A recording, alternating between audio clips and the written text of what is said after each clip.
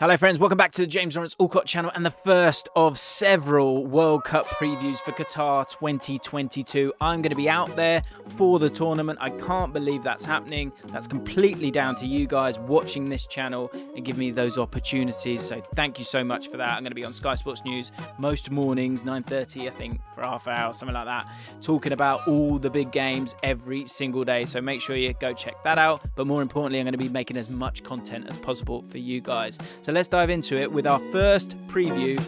It had to be Brazil.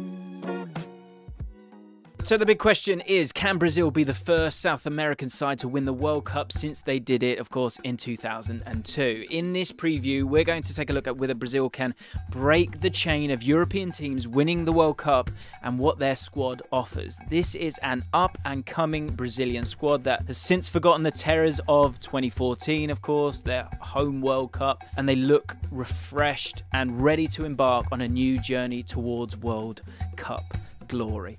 However, there will be pressure with the Brazilian football fans, there always is, and being arguably the most passionate fans in the world, and with football being at the heart of everything in Brazil, it's more than just a few games of football for them.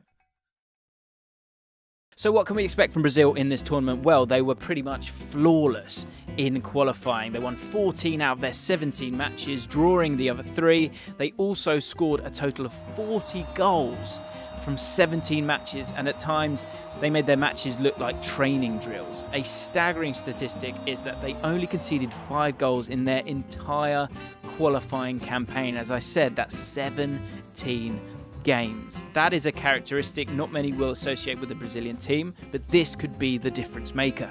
Argentina and Ecuador were the joint second highest goal scorers in qualifying, and Brazil kept clean sheets against both.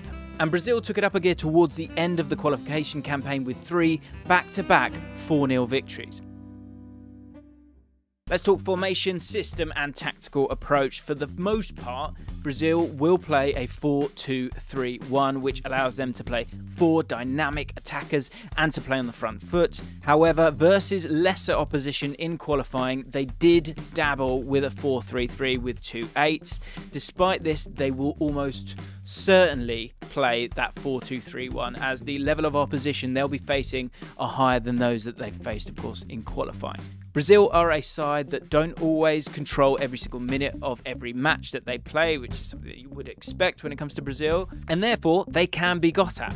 This makes them a very exciting team to watch for the neutrals, and despite only conceding those 5 goals in qualifying, teams were still able to have good spells against them, but ultimately failed to take their chances. Below is their momentum bar against Bolivia, for example, which demonstrates the point being made here. Despite winning the match 4-0, they did still allow Bolivia to get some footholds in this match. As far as their tactical approach is concerned, Brazil will be allowing the front 4 to be fluid and focus on attacking. The knock-on effect of this is that the fullbacks are susceptible to being exposed. As we see in the graphic here of their lineup, Brazil aren't particularly blessed in the fullback positions, which does feel odd to say to you guys, but with no new talents emerging to take the mantle left by Marcelo and Dani Alves, this is what they're left with. And another potential problem Brazil might face is the lack of a main target man, which has been the problem in the past as well. You remember a lot of heat on Fred back in 2014. Often in knockout competitions, when there is a lot on the line, a target man can be just what you need to mix it up. Think about Olivier Giroud or Benzema, I guess is the upgrade from him for France.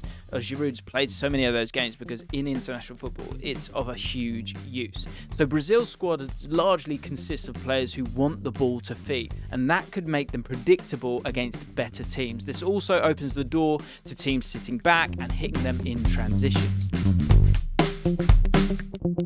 The double pivot is an intriguing axis in this Brazilian side. Brazil have got an abundance of central midfield talent that they can deploy as 2 holding midfielders. You've got Casemiro, of course his place is nailed on as he's been a stalwart in Brazil's side for some time now. Who partners him? That's probably the biggest question here. You've got Bruno Guimaraes, who of course we all know from Newcastle. He has been tested there recently and has performed well. And prior to that, you had Fred and Fabinho have also been given a chance in the side. The double pivot of Brazil will have a lot of work to do in this tournament, as they will be key in preventing teams from counter-attacking from any transitions that arise. The striker position is also just a really interesting part of this team. Most Premier League fans will probably expect Gabriel Jesus to be the focal point of Brazil's attack. However, he has never really been brilliant for Brazil up top, and that goes back to his time at City, where maybe was operating with less confidence than he is right now.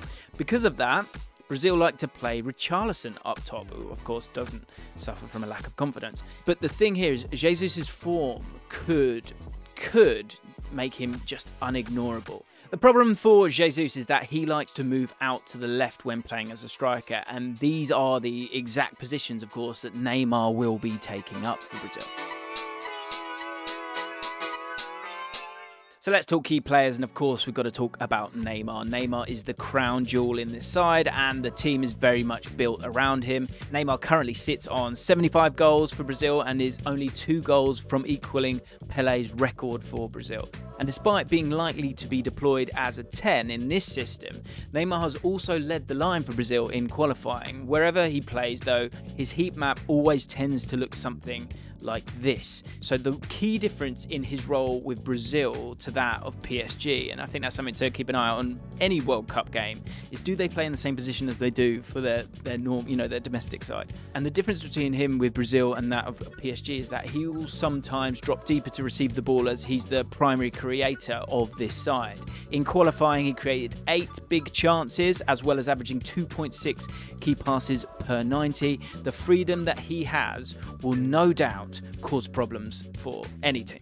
Sticking with PSG, Marquinhos, the PSG defender, is one of the most important members of this side. Despite Brazil having a bounty of attacking talent and amazing individuals, I think Marquinhos could be the biggest part of any success that they may have in the tournament. With Thiago Silva likely being his partner in a 4-man defence, Marquinhos' pace and sweeping ability will be key in making sure Brazil don't get done in behind. It's also a good thing that they have Alisson and Ederson as goalkeepers, which is outrageous. That's going to help in any way, shape or form. It's just a shame that you can't play both of them.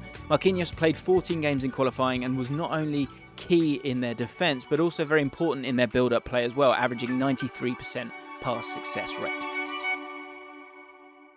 So, in summary, Brazil are currently on an undefeated streak of 15 matches heading into this tournament, and most bookmakers have them as favourites for the tournament. So, to answer that question that we posed right at the start of this video, do we think that this is finally time?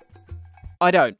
I don't think they will win the tournament. They will have an attacking exuberance to them, and they will be a fantastic team to watch. However, regardless of this attacking talent, I don't think their team is built on a strong enough defensive base, apart from Marquinhos, to win a World Cup. I think they'll be knocked out by a 1-0 scoreline to a European team. But that's just my opinion. I want to know yours. Let me know in the comments down below who are going to be the key players for Brazil, and do you think they will win the World Cup? If not, how far do you think they'll go in this tournament? Let me know in the comments down below. If you've enjoyed this video, there's so many more to come. So do me a favour, hit that subscribe button, hit the like button, and hit that notification bell so you do not miss a video as soon as it's uploaded.